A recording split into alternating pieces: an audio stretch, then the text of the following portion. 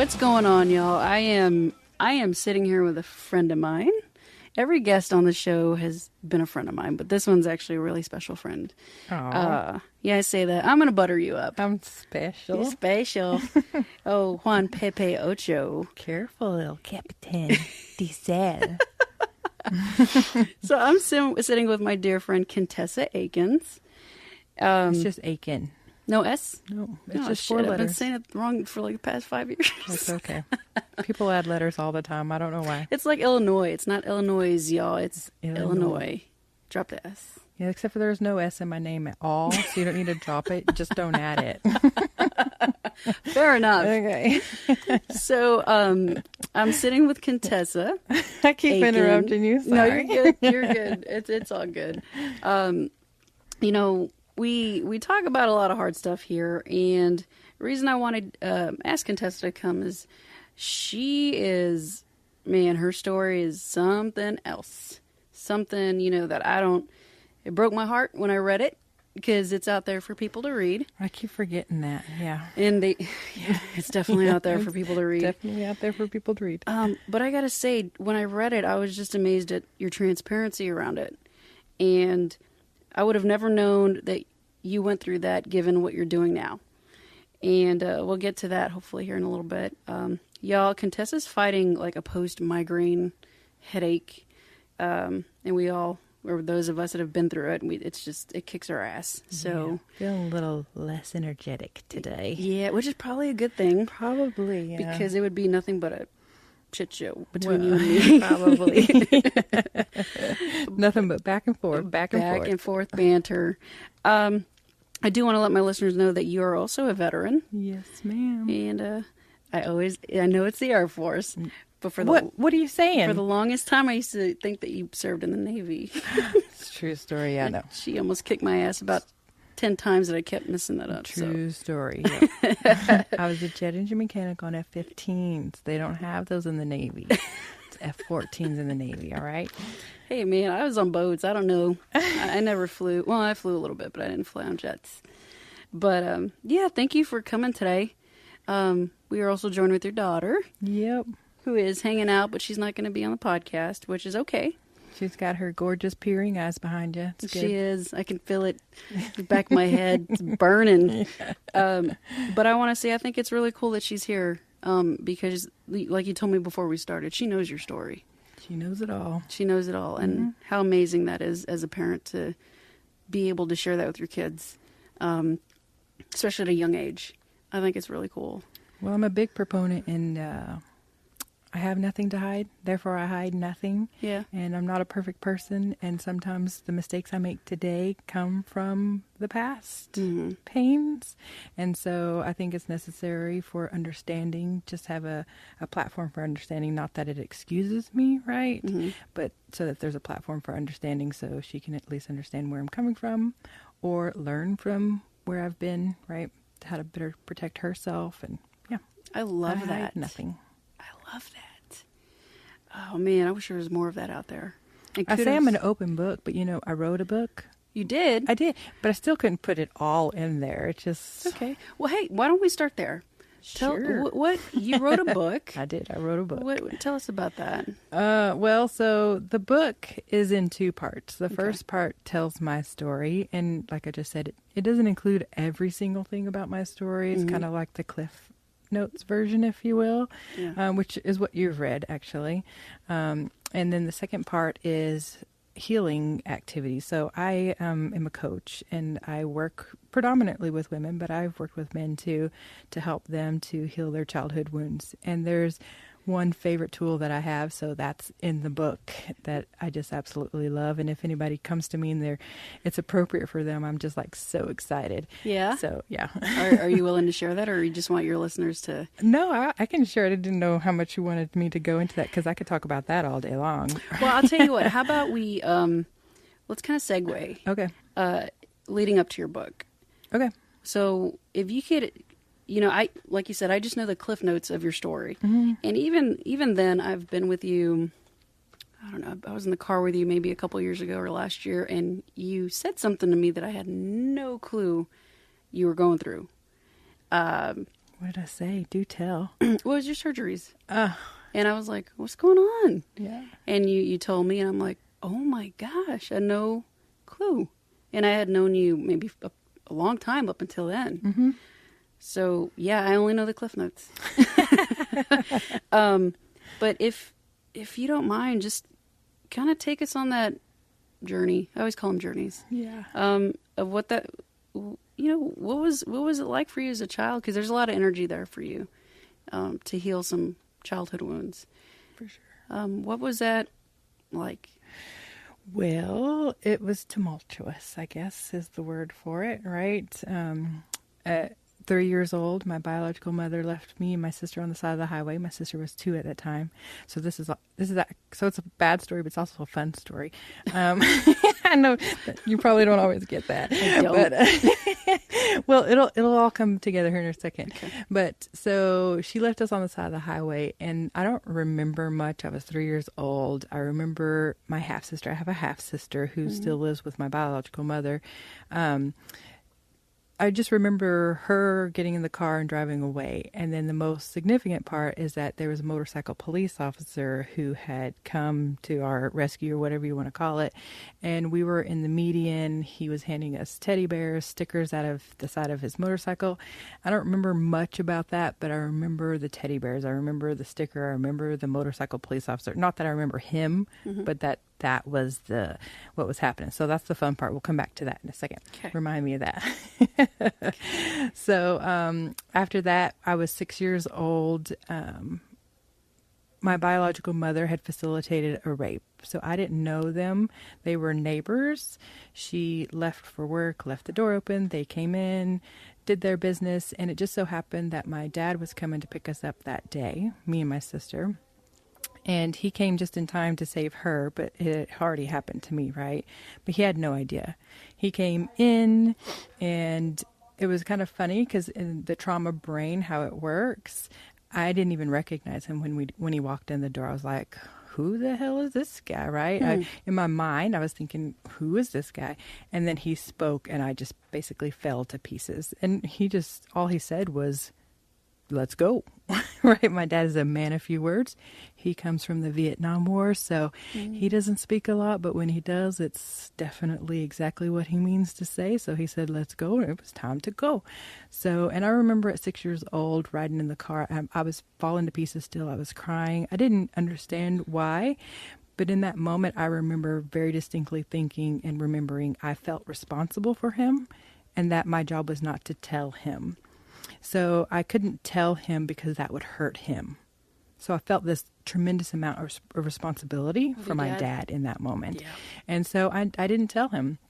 And, when me and my dad actually just started talking about this over Christmas holiday, this last Christmas. Oh, wow.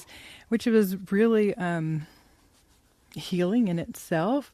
We've known about it. I had to go to court. I had to point at pictures. I had to do all that kind of fun stuff. Well, I guess it's not really fun, but you know what I'm saying? I had to do all that stuff. And we never really talked about it. And just over this holiday break, he had started asking some questions about it. And he said distinctly, I really wish you had told me some of these things. And it goes on even further. But he very directly said, I would have protected you. And I just remember, I'm 40-something years old now. And I went and crawled in my bed and I just cried because I actually felt a sense of safety that I'd never felt before. And it only took my dad saying, I would have protected you, even though I knew that. And there was a part of me that also felt like if I had told him that the protection he would have provided would have landed him in jail and I wouldn't have had my dad, right? So there was also that responsibility that I felt for him to keep him from trouble, right? Yeah, and then I had a stepbrother, from 9 to 11 who used to trap me and force me to do sexual acts. He used to trap me, and his favorite game was to, stop me from breathing and then bring me back to life. And that was another thing that my dad didn't know about. And I don't know if he knows even in that detail. He just knows that they hurt us by they being the stepbrother, and hurting me and my sister. And so, yeah, again, he's just like, I really wish you would have told me. I would have protected you. And I'm like, there's no way, right? There's no way I was going to lose my dad too. I mean, I had lost my whole childhood because of all this. So yeah, there's quite a bit of stuff that happened, and stepmother was very emotionally abusive. She used to chase me around with scissors, cut my hair, cut my clothing, things like that. I was told I would never amount to anything. So my greatest joy in life is, even if all I did was be an awesome mom by even just sharing my story, like, yeah, she was wrong. She was emotionally damaged, addicted to pain pills, would take it out on me and my sister, things like that. So her mom, same thing. So it was a very... it's family tradition. Yeah, it was a legacy. And I distinctly remember when I went in the military and I had gotten to my first base, which was Luke Air Force Base. Loved it there. I thought I was like top dog, right? I'm a woman. I'm 17. I went in when I was 17. Oh, wow. I'm a woman. I'm working on jet engines. I'm like the shit, y'all, right? And I had a friend who, and it's very rare for this to happen, you can let me know, but I had a friend, we went through basic training together, we were in tech school together, we went to the same first base together, we went to the same second base together, we ended up at the same squadron together, both of us girls. The whole way through, we were together. Did you join like the buddy system? No, she lived in California. I lived in Texas. Didn't even know I've her. I've never heard of that happening. I never heard of that either. Even the buddy system just doesn't work like that. You usually part ways at some point, right? But wow. Actually, when I got out of the military, I ended up living with her for a little bit. So that was awesome. We still keep in touch, of course. That's awesome. I don't remember where I was in my story there, but you joined the service. Oh, right. Okay, so yeah, we had gotten to our first base at Luke Air Force Base, and I remember, a moment with her, and my stepmother, she was a habitual liar, was very mean, emotionally abusive, chased us around with scissors, all that kind of fun stuff. And I remember telling her a lie, and I could see on her face that she knew it was a lie. And I remember thinking in that moment, I will never be like my stepmother. And up until that moment, I was her. Like, to fit in, to feel loved, I lied. I lied a lot. I can't tell you what I lied about, but I lied a lot. I also fought a lot. I was a very angry child. Wonder why. In sixth grade, I actually sent a boy to the hospital. I'd knocked out his front teeth. In junior high, I fought. And so you're physically fighting? Physically was a fighter, yep. Wow. Fighting all through high school, going to juvie, ran away from home, hitchhiked all the way to California through truck drivers. So you can imagine what I was exposed to through all that stuff as well, right? And it wasn't like I could be mad at anybody because I was doing it to myself, even though the first time I ran away and hitchhiked to California, I was 13 years old. My daughter is 14. Every time I look at her, I'm thinking, oh no. At that time, I was ready to murder. Like, if somebody had told me, go do this, I would have done it. Well, let me ask you this, because usually I'm on the opposite end of the questions with us.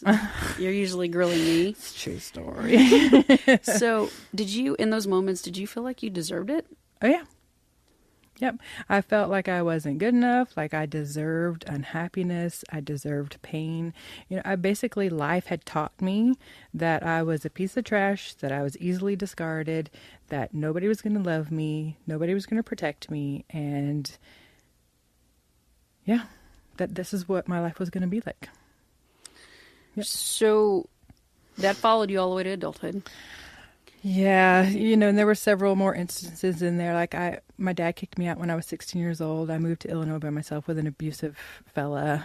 And that's when I knew whenever I came back that I would go into the military when I was 17 so that I could get away from him. Really, the military when I went in was a way out. And he followed me to my first base. He followed me around. So, and that's why I was super ecstatic to go to Japan, because there was no way he was going to follow me there. Wow. And I remember when I got to Japan how I felt so unburdened by that. I didn't have to worry about my physical safety anymore. Even though I probably should have, considering the things I was doing. Like what? I mean, we're not in anymore, but no, you don't no. have to go there if you don't want to. Well, no, I mean, we're in Japan. The ocean is all around us, so we used to take our clothes off and go night diving. You watch Discovery Channel, guess when the sharks come out? At night? Nighttime. Full on bait right there in the middle of the ocean. Oh, man. I'd gotten into some scuffles in the military, too. I mean, I had some issues where me and the first sergeant were on a first name basis. Me and the base commander, actually, were on a first name basis. That's not good. No. I'd gotten into some... I was put on international hold. Let's just put it that way. Fair enough. And with that, we can stop talking about that, because I'm sure there's stuff that you can't talk about. No. Which is fine. Yeah. So you eventually came back. Mm-hmm. Got out of the military. That started a very downward spiral that happened pretty quickly. Yeah. That it almost seemed like I was unaware of, which was... What was it, the transition, or what? What was it? So it was the transition, and everybody experiences the transition in a different way. But for me, I felt like being a female jet engine mechanic out of the military, anytime I would even say that sequence to anybody, they would just gloss over and have no idea how to talk to me after that. Mm-hmm. They don't know anything about jet engines. They don't know anything about military. They don't know anything about women who do that in the military. So it was like I couldn't connect with anybody. There was no connection point. And so I felt very disconnected. I felt very isolated and alone. And I went to work at a motorcycle shop, almost creating the same scenario, but now I'm at a motorcycle shop working around a bunch of men, right? So I felt comfortable there, but I was still on this downward spiral. And then I moved back to Texas and, still carried along the same thing. I was, smoking marijuana. I was numbing out as best as I could. And it was so weird because then I met my husband. Okay, you ready for full circle moment? Yes, which I think we're going back to the police officer. Yeah. Is this the time to bring that up? Oh, I guess I skipped that part. Okay, so I'll go back real fast. Okay, I was like, I don't know if this ties in. Yeah, it does tie in. It ties in, but it ties in even better with what you're thinking about, right? Okay. Okay, go. Okay, so whenever I was 15, 14, somewhere around in there, my dad divorced my ex-stepmother, married my current stepmother. So she's not abusive. She's been in my life. She's been finally a steady woman in my life, right? Mm-hmm. Except I was a very angry child when she first met me. And I was a fighter, and I was very strong. So, I fought her once. Not that she participated in that, but I was, punching her, kicking her, doing whatever I could. I don't remember what set me off in that moment, but whatever it was, I just went to town on her and then walked off and basically said, yep, I don't have to deal with this, except I was the one doing it. What ifs. Anyways, so I'm walking away. Well, she had called the cops to pick me up. The cop that picked me up is my now husband. We didn't know it at the time, but he had just finished, the police academy. And the city that he went to work in is called Caney City, which is like 500 people in the whole city. He happened to be the guy who picked me up, and I was one of his first interactions with the public, and it was a very memorable event for him. And so he remembered it. So whenever I took him, he was my boyfriend, we're dating, I took him back home. My parents like to tell stories about how bad I was as a kid. They were telling this story, and he's like, yeah, I remember that. I'm the guy that picked her up. So wow. My husband, when I first met him, I was working at a motorcycle shop here in Dallas. He was a motorcycle police officer. So that goes all the way back to when I was 3 years old, right? In a median with a motorcycle police officer. And then here I am meeting my husband after he had technically already arrested me once. But... He's a motorcycle police officer. I am laughing. Oh my gosh. I'm laughing because it's like, oh man, I don't mean to go sideways, but my brain, I'm like a 12-year-old little boy right now. Okay, so to be fair, I just want everybody to be clear here. We did not have any more interactions after that. until I met him again after I got man. out of the military and everything in Dallas. So. Oh man, my like seriously, my 12-year-old little boy brain went to like handcuffs. And it went Okay, we somewhere use else. handcuffs in a whole new way today. I'm good. I'm good. But technically, that was the first time he arrested you. Technically, that was the first time we used handcuffs together. Oh my god! Oh, Bring it back in, Pam. Bring it back in. Oh, sometimes you need to have a fun moment, and your kid's just like, Yeah, she's like, it's his mom. that's usual stuff. Oh man. Okay, so rein it back in. Bring it back in. Bringing it back Too bad in. Tony's not here. We would never get this done. Shout out to our friend Tony Walton. Shout out. Oh boy. Awesome. So okay, so So now I'm married to my motorcycle policeman, right? And I get pregnant, which, by the way, because of the sexual abuse, I was actually told there was too much scarring. I would never be able to have kids. Mm-hmm. And so it was a very ginormous shock to even hear that I was pregnant. I was in disbelief for probably 9.5 months. the entire I just pregnancy. couldn't believe it. I really didn't believe it until my first was born, my son, and I touched him for the first time, and I was like, okay, this is real. I guess this just happened. Wow. 4 short months later, I was pregnant with my gorgeous Aaliyah, who's here with us today. Yeah, I was not pregnant for 4 whole months. They're like Irish twins almost. Almost, yeah. Almost. So I tell her all the time, somebody better look like me, right? Because I was basically pregnant for 2 years. We keep It's looking her at responsibility. her. She's just like, I'm not answering anything. And then shortly after that, I was pregnant with my third, who is in heaven, who's not here with us.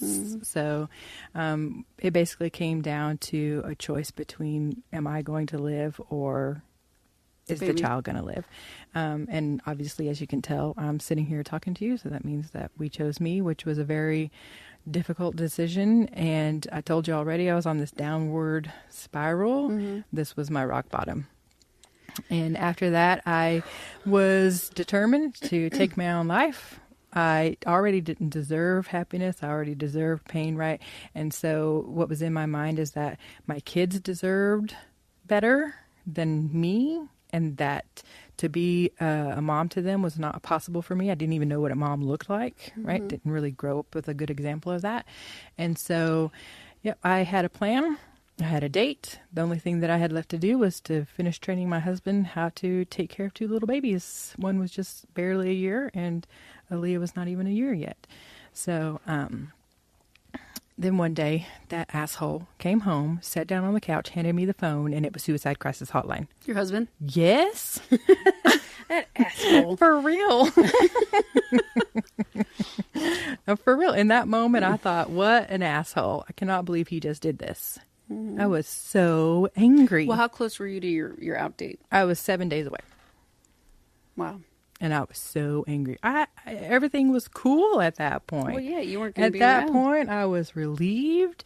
I felt like everything was taken care of. I felt like I was making the right decision. I was cool as a cucumber. And for him to hand me the phone, that meant, number one, he's seen me. Asshole. He wasn't supposed to see me. One of the reasons, that I justified what I was doing is that it wouldn't affect him very much because he didn't see me, right? So now that went out the window. And so the lady on the other end of the line, poor lady, she really only asked me one question, but I was pissed off. What'd she ask you? What's your plan? I wasn't giving up my plan.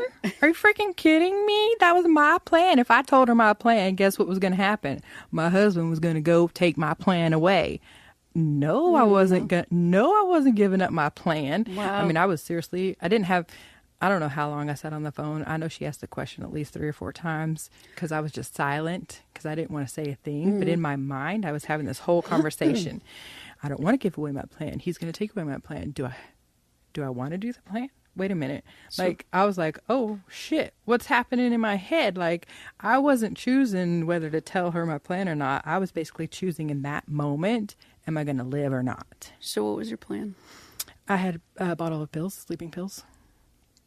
I was just going to take them, go to sleep, and never wake up again. So in that moment, hopefully that doesn't give anybody any ideas, right? No, I mean, we just had Marcy last week, and she was she talked about how she was researching different types of medications to take and what I herself out. learned now is women typically take pills, right, and men do something a little bit more brutal. Yep. Yeah, usually. Either way, the outcome is not. It's the same in the end, and it's not warranted ever. So in that moment, you're pissed because now you got to choose. Yep, I'm felt like I'm being forced to choose: am I going to live or am I going to die? So I don't know how long I was on that phone, but you were on it for a while, and she kept asking the question, but I kept saying nothing because I was too busy talking to myself, which was a very strange dynamic because I had already resolved I was going to die, that I was not going to be in this world. So I wasn't having very many conversations with myself anymore. It was a done deal. There was no need to rehash anything. There was no need to be in pain anymore. There was no need for anything because it was a done deal. And then the two stupid letters came out of my mouth. What? I said, no. And I know that didn't necessarily answer her question, but what I was saying was, no, I'm not going to do this. I was off the phone after that. Couldn't tell you what happened after that. But I know that what I said was no. And what I said and what I meant in that moment was, no, I'm not going to do this. Like go through with it? Mm-hmm. Okay. Like I had made the decision, no. So then the only conversation that was happening in my mind at that point was, what the hell do I do now? Sure, I've chosen life. But I don't even know what the hell that means. It was almost the equivalent of, I don't know how to be a mother because I don't have an example. I don't know how to live now. What the hell am I supposed to do with myself? So here I am. So what did you do? Well, it was kind of a hodgepodge of, I was going to like any kind of seminar.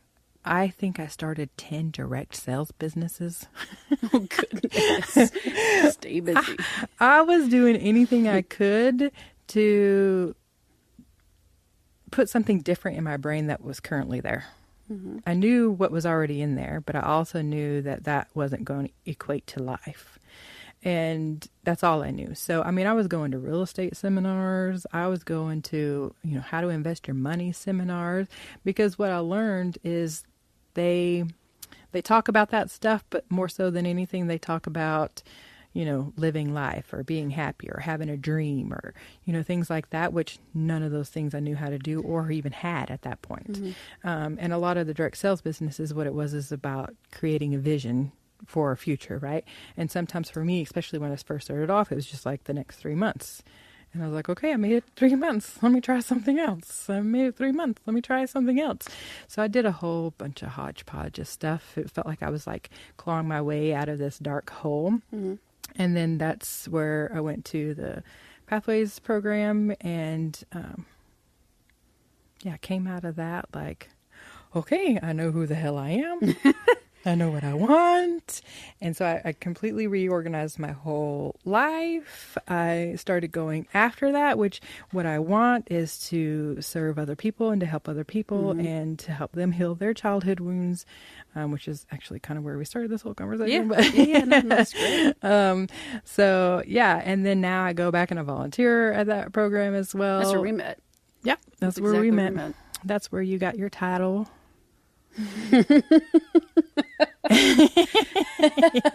And some behind the scene ass kickings that we just won't talk about because what's said in the room stays in the room. Sure. So let me ask you this. Do you remember when you officially took it off the table? Suicide. It was that day that I said no. When that lady, that's awesome. That's awesome. When I said no, I officially took it off the table. My only mission from that point was to figure out then how do I live? If I'm not planning on dying, then how do I actually live? What does that mean? What does it even look like? How do you do that? So you went through the training. Yep. You've been in those rooms so much. I've seen you work your skills. And most importantly, I call it magic. Your magic. I don't like magic, so I don't say magic. But I've seen you touch people in a way that, it's so cool. Because I don't know how you do what you do. Just, I saw you in a moment when we served together, and I'm like, how did that just happen?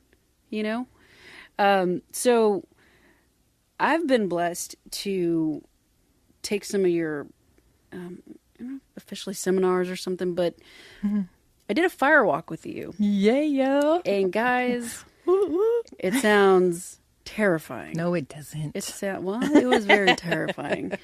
And I feel like we can share this because we're not hiding anything. No. But I went just to go. And I'm like, what is this? And next thing I know, I see Contessa with her crew and all this wood, and we set it on fire, and then it got hot. It was really hot, and I'm like, we're gonna walk on this. Like, oh shit! Like, what did I just sign up for? And there was like maybe 20 of us. Yep, there was 26. 20. You remember that? Look at you. And I remember it was an all-day process. Yes. While the wood was burning, you were walking us through a process to help us learn how to combat fear. Yes. I remember that specifically. Yes. And come time to walk on fire, let me clarify. It's coals. So yeah, it's not literal fire. Not fire. We have to disclaim because I don't need people trying to light shit on fire and right. Yeah, please do not try this at home. We're trained Pam said professionals. To combat my fear. Meanwhile, I'm on fire. No, it's not that. There's a process to even get the wood ready. There's a specific wood that we use. There's a specific way that we light it. And not just anybody can do this. No. You have to be certified. Yes. And there's safety plans in place. There's all sorts of... We have to talk to the fire department, which is always a fun conversation. Hey, Mr. Fireman, we want to light a fire and walk on it. What you think? In our backyard. But I remember when it came time to walk across the coals, it was terrifying. Mm-hmm. But it was like, you know what? Let's put this in place. Let's practice what she just taught us. And next thing I know, I walked across it and I felt like I was on top of the world. I was like, oh my God, I can, holy, crap, I just did this, So fear. And you taught me even before that, you taught us is we learn to dance with fear. Mm-hmm. Don't let it control you. Fear is an emotion, just like happiness or frustration or sadness or joy. Fear is just an emotion. Mm-hmm. And what happens is we tend to attach this belief that fear is much bigger of an emotion and that we somehow then don't have the ability to do anything about it or with it, when that's not true, right? We could talk about limiting beliefs. I can talk about that all day long too. But when it comes down to it, the truth is that fear shows up in your body. Like for you, where does fear show up? Is it in your chest, your shoulders, your head, your stomach, your legs? Where does fear show up? Probably my stomach. Your stomach, right in your stomach. So when you think about fear being right in your stomach and you go right to the center of it, our emotions always want to tell us something. Mm-hmm. And to jump to a conclusion means we've created this bubble around it, actually, so that it doesn't go anywhere. It just stays stuck right there. Mm-hmm. But the truth is that when you engage with it and you dance with it and you ask it questions and you get curious, you can learn from it. It wants you to know something. Mm-hmm. In this particular case, fire hot, Pam, right? You might get burned. Mm-hmm. That's usually what everybody's afraid of, they're going to get burned, right? And so if you just go right to the center of it and just ask it, can it trust you? Or you want to dance today? Or how about let's experience something new? Then you can move with fear instead of staying stuck and encasing fear in even more layers of emotions, if that makes any sense, right? Because we can, especially trauma survivors, we get stuck in emotions and then we tend to encase those emotions with other emotions, and then it just gets stuck and it becomes this big ball and then we don't know what to do with it, right? And you basically got to start just peeling away those layers. And in this case, when we're talking about firewalking, we just go straight to the core of it. We don't concern ourselves with all the outside stuff that help to support it, right? Just go straight to it, breathe into it, Let's get curious. Let's dance with it, and let's do something new with it and see what happens. And for you, what happened on the other side? Well, I made it to the other side. Ta-da! And hang on. And I remember you saying that if you get a kiss from it on your feet, on your foot or feet or what have you, meaning if you get maybe a little burn or something, just a little kiss, right? There's something to learn of that. Yes. My ass woke up with chigger bites. Oh, that's true. It wasn't even about the wasn't fire. Even about the fire. That's I remember. I had both my ankles are full of chigger bites. I had never been bitten by those little shits. They hurt. They burn in their own right. They are life's little assholes. I was like... That you never even see. Dude, it was like 2 weeks trying to get the chig away at Walgreens, which is actually kind of good, but the oatmeal bath and this, like... I always just paint those babies with clear nail polish. Dude, it was... No, like nothing was working, man. I wanted to chop my feet off. I bet. 2 weeks is horrible. And I just went back to you saying, like, well, if you get kissed, there's some value to find. And I'm like, really? Because I just got eaten up by these little shits. Yeah, you did. What I Worse than anybody else did. Yes. Yeah. And I'm like, so what am I supposed to learn from that? It was just cool, man. Like, we had a good time with that. And I kind of want to go back to your book. Yeah. Let's come back to your book. Because I was kind of, you ask people on social media, like, hey, just feedback on, like, the color of the cover or this or that or whatever. But the sole purpose of your book, what inspired you to do that? Well, do you want the truth or a lie? I thought we were past your childhood. Oh, crap. The truth of the book, the reason why I wanted to write the book was so that it would give me more credibility in other people's eyes. Cool. That's really the truth. That's cool. And then what I discovered on the other side is the truth is that I want as many people as possible. So it was kind of funny because I was planning on selling the book, but I'm actually giving it away for free. And I got a whole slew of messages talking about, why would I go through the process of writing a book, which took me about 5 years, and then just give it away for free? And the real truth is that I want as many people as possible to heal, to let go of their childhood wounds, to no longer be bound up by fear, to take charge of their lives, to go after what they want, to experience the peace and the freedom that I have for myself. I want as many people as possible to have that. And if money is something that stops them from taking that step, then I want to remove that. There's plenty of abundance. There's plenty of opportunities in this world. So why not give it away for free? And so what I discovered is really, okay, here's my big, hairy, audacious goal. You ready? Oh boy. I want 1 million women to embrace and embody their intrinsic value that they already have inside of them, that they don't have to earn, perform, or work for, that already exists inside of them. So the book is like a stepping stone in that direction. So, yeah. I need a copy. Okay. I need a signed copy, please. Maybe a few. So right now it's just a downloadable. You can just go download it. It's already out. Mm-hmm. Where can people find it? So lessonsfromadversity.com/Rebel Rising book. The title is Rebel Rising: How I Went from Wanting to Be Dead to Loving Everything in My Head. I love book. That was just for you, Pam. In case y'all didn't we're not on video. In case y'all didn't see that. She just gave me a little dance. Yeah. That was for you too, Aaliyah. All right, man. So here, I want to talk about something that's kind of near and dear to us. Because you just told me about it probably last month or so. You called me and you got affiliated, or you shared your story in a podcast, and it led you to something kind of special. Yep. For the veteran community. Yep.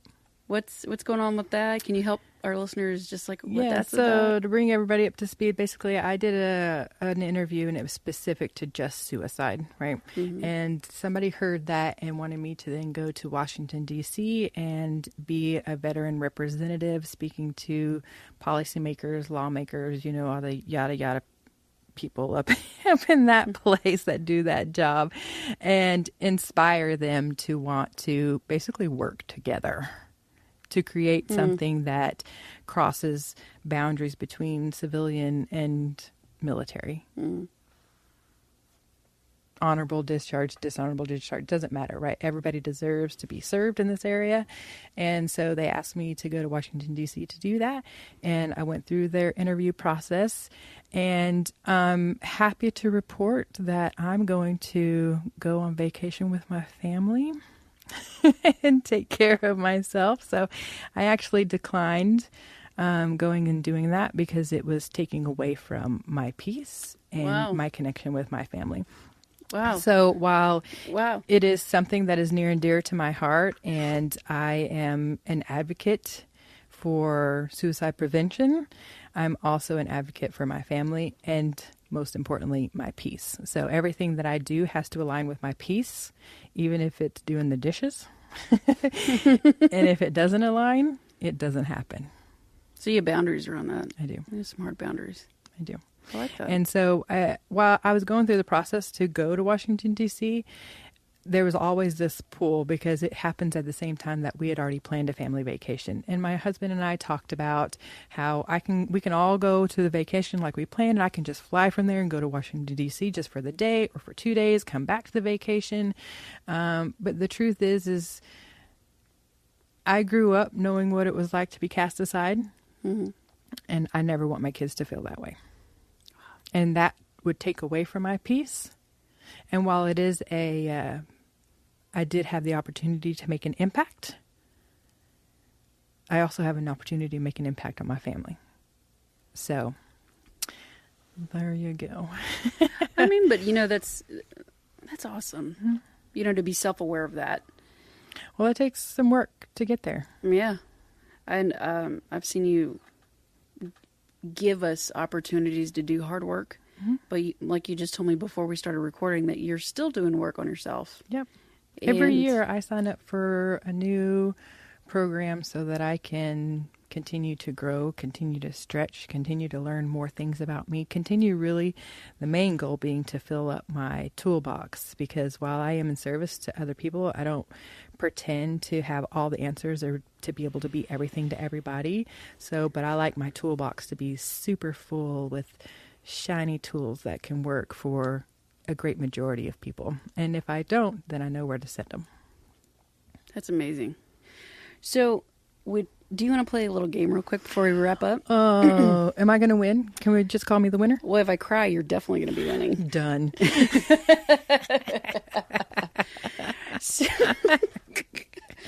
Oh, man. I love you. I kind of want to give, if it's okay, the listeners an example of how you would talk somebody through something. Okay. I don't know why it's on my heart. I just the podcast, I kind of just go with it. Yeah. And I want to just kind of be vulnerable with you about something. And I just want to see if there's something there that maybe you can identify, not for my purpose, but our listeners, just so they could see like what it is you do. Okay. Would you be okay with that? Sure. Okay. So here recently, and I am going to therapy and all that stuff. When I was little, I wanted to protect my mom from bullies. And even with all the work I've done till this very day, I will still go 0 to 60 with people who are bullies. Even, with people that I care about or love. That's probably the biggest thing that's been getting in my way recently. And how is it getting in your way? I want to protect everybody. Why? Because I don't want to see people get hurt. Why not? Because it hurts me. Like the people I care about. I just have this thing where I want to protect them. I want to make sure they're safe. I'm not afraid to throw down for somebody I care about. And if it costs me my life, it costs me my life. That's kind of where I'm at. And even with the work that I've done, I feel like it's still getting in my way. And people that aren't even asking to be helped. When I feel like I don't have that control, I just don't. I mean, that's why I joined the Coast Guard. I came to that realization this year because I wanted to help people. But I feel like this thing has a handle on me, and it's getting in the way. And I don't know what to do. So what does responsibility mean to you? Responsibility? Mm-hmm. In what way? I didn't put any rules on that word. Taking care of your stuff. Taking care of your stuff or taking care of my stuff? Mine? And does my stuff equal your stuff? No. So what makes you responsible for people who you perceive to not be able to take care of their own stuff? Meaning they can't protect themselves. I feel like they won't be able to. Why not? Who said? Who made that judgment? I did. Why? Because I've seen it. So what happens when someone gets hurt? It hurts me. And what does that say about you? I couldn't protect them. And then what does that mean about who you are?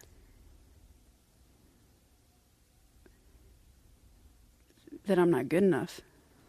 And how often does not good enough show up in your life? A little bit. It's the I don't matter. It's more the I don't matter tape. So you feeling like you don't matter leads you to protecting other people from being bullied?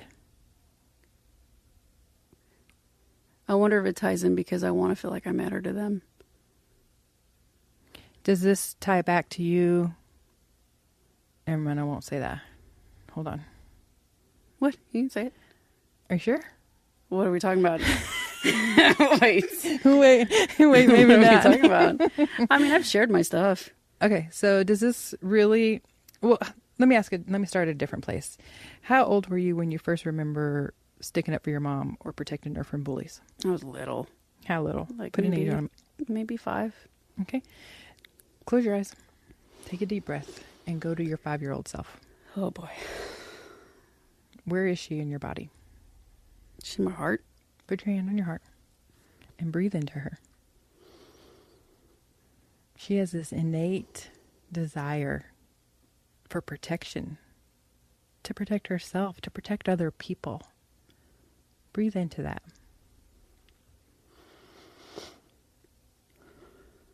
5-year-old Pam put a big responsibility on her shoulders to not only want to protect other people, but to need to protect other people.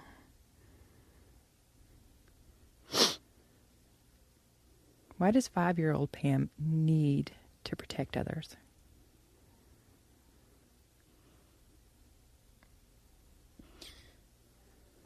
Like nobody protected my mom.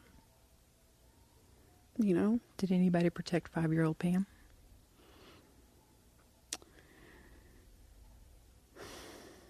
I don't remember.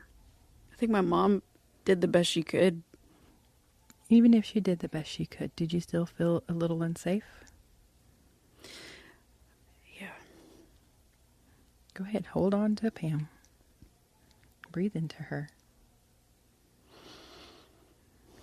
What does 5-year-old Pam need from older Pam? To feel safe. And what does older Pam need to do so that 5-year-old Pam feels safe? What specific thing can she do?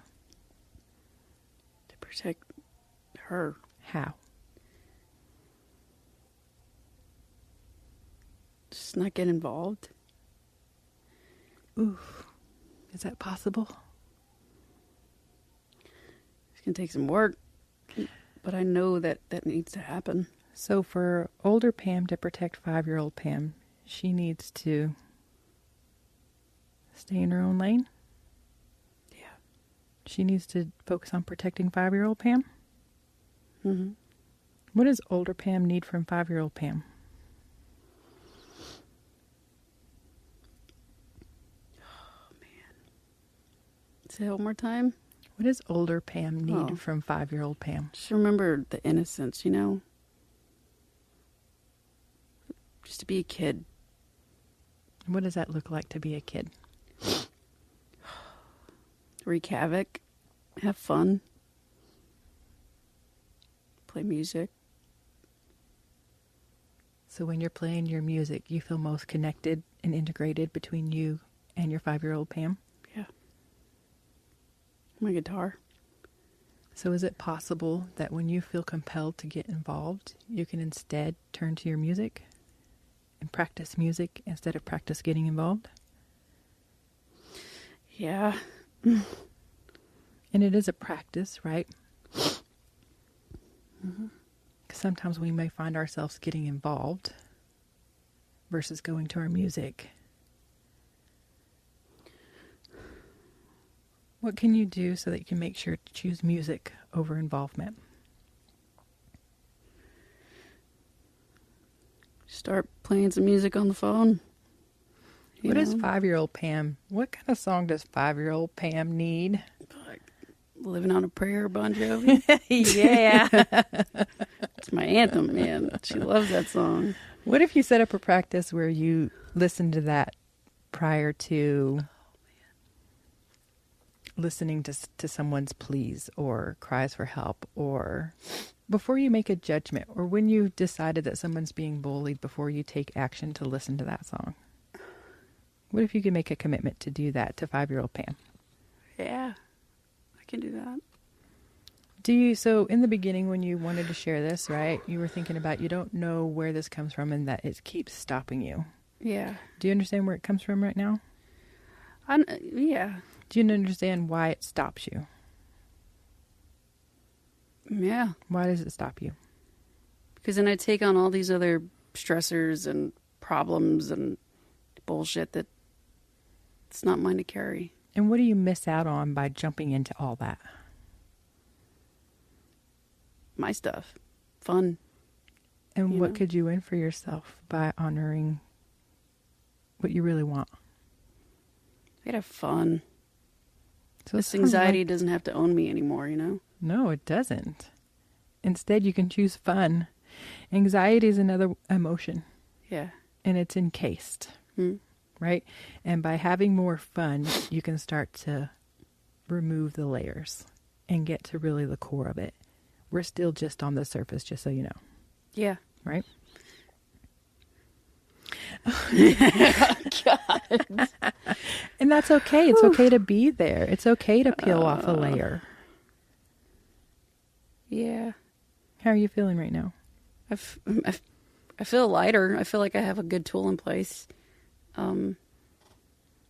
There's still some work I want to do around some other stuff, but that's a big one, man. You know, and I just want to throw out too, and it can be related. You can take it for whatever you want, leave it behind if you don't need it, right? Mm-hmm. But there's a concept called resourcing, Okay. which basically means that we all have the individual capacity to self-soothe, self-care, to honor ourselves, to take a step back, take time.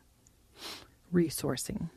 So when you think about in those moments where anxiety may be coming up, or you may feel compelled to get involved, those are the moments where resourcing is your option versus crossing the line, right? Mm-hmm. And it's always a choice. Even if you feel out of control, you're making a choice. Right. Right? And I can have this conversation with you because I know where you are. Mm. But if anybody's listening and they're like, but I fly off the handle and I don't know, I black out, right? Then resourcing needs to come a lot sooner than point of blacking out, right? Mm. Resourcing is really more of a way of learning how to self-soothe and self-care right now before you cross the line, before the line even shows up. So resourcing is like your... self-care, self-soothing, which means you can breathe. I don't know if another book I'd love to recommend is The Body Keeps Score, right? Yeah. I love that book. Yeah. I'm reading it again right now. I love that book. It's not just in your thoughts. What you're experiencing is not just in your thoughts. It's in your body. That's why I asked where she was. She's in your heart. Yeah. It lives inside of you somewhere. And so when you think about what does your heart need and how can you soothe your heart or how can you care for your heart, there's things that you can do, like for you playing music fills up your heart, right? Yeah. But say we're going to that fear that's in your belly. It needs something different, doesn't it? Mm-hmm. It needed, if I remember correctly, it needed a little bit more hype, body movement, and a little bit more jumping up and down, right? Louder music, right? Yeah. So when you think about what comes up, I encourage you to get curious. Okay. Right? And feel it. I feel fear in my belly. That fear feels like darkness or a pit or like a weight, right? And so what does it need in order to feel like it's taken care of? You know, for me, especially when I feel things in my belly, I love to drink water because then I feel like I've taken care of myself. When I feel things that are a little bit lower, I may move or I may do some very specific breathing exercises, which all this stuff we do inside the Rebel Mastermind, I know that's something that you wanted me to touch on, but I have a mastermind where we bring women together. And this year we're focused on relationships and intimacy. And it all starts with intimacy with ourselves. And where does that live in our body? And how do we take care of that? How do we practice that? How do we get it to show up more frequently so that you could then have that to share in a relationship? That's awesome. So, yeah. I can't believe we just did that. Thank you for that. I needed that. But I wanted to give the listeners an example at my expense, just because I trust you, you know, on how you could just go there, identify it, and in a matter of a few minutes, it's like, ooh, there it is. There it is, you know? So I think we're pretty good here. I but feel complete. I feel complete. Yeah. I loved having you. Thank It was you. a fun it was actually a fun podcast. Yay. You know, and I'll talk to you more when we wrap it up here about some other stuff. But where can people find anything and everything about you? And if they wanted to sign up for Rebel Mastermind, where can people find you? So for the most part, where I show up is on Facebook. Okay. We have a private group. It's called Rebel Rising that you can join and attend. If you aren't yet ready to jump into a community yet, just go download the book at thelessonsfromadversity.com. Let me change how I said that, right? There is no "the" in there. It's just www.lessonsfromadversity.com/Rebel Rising book. And, you know, you'll have access to my email, all that, right? You'll hear from me. So if you're on Facebook or you've downloaded my book, then you can get in touch with me, ask me questions, any of that stuff. Cool. Well, thanks again for being here. Thank you. And Juan Pepe Ocho. Yeah. Should we tell the listeners why we call each other Sure. that? Real quick. It's all your fault. You started it. I did start it. Well, there was a rescue swimmer I was stationed with. We used to mess around with JP8. And he used to call it Juan Pepe Ocho. And we used to make fun of it as being like a cologne and all that. So when I met you and I found out you were a mechanic on F-15s, yeah. Yeah. I was like, oh, that Juan Pepe Ocho, huh? That's right. And then you just... Yep, and then I came back with, well, Capitan Diesel, because those boats are on diesel. And I was a diesel mechanic. Yep. Yeah. See? 2 badass chicks. 3, technically, with your kiddo here. But we turned wrenches for a living, and, you know, we like getting dirty. We know how to tear stuff apart and put it back together, and hopefully it works. And, yeah, and if there's missing parts, we just float test it, and, didn't float. I didn't see anything. Anyways, thanks you guys again. I appreciate y'all. Make sure y'all subscribe on SoundCloud and stay tuned because I will be releasing this podcast on all major platforms. And we are looking to start recording video. Oh. Yeah. I'm a little scared. Yeah. All right, guys. We're signing off. So peace out. Bye.